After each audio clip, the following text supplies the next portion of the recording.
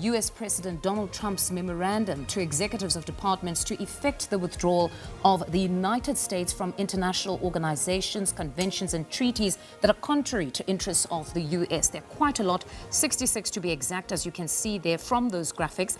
Now, starting with just some from the non-UN organizations to the UN organizations. If we look at the non-UN organizations, among them is the 24/7 Carbon-Free Energy Compact.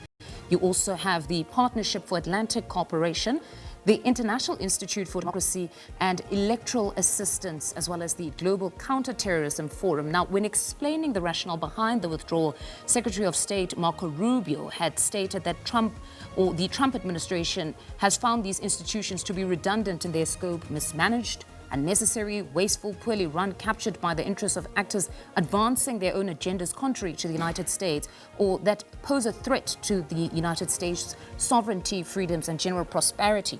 Now, if we look at the UN organizations that the US has pulled out from, there's ECOSOC. Now, that's the Economic Commission for Latin America and the Caribbean. Now, many might not be surprised here. Countries such as Venezuela, Cuba, Colombia and Mexico have had very difficult relations with the United States. The US is also pulling out of the UN Framework Convention on Climate Change. Also not too surprising, given his first address when he took up office for his second term. He was an individual that had stated that he would be pulling out of some of these organizations. So this being a very significant scaling back of the country's role in multilateral cooperation. We'll bring you more of these organizations throughout the course of the show.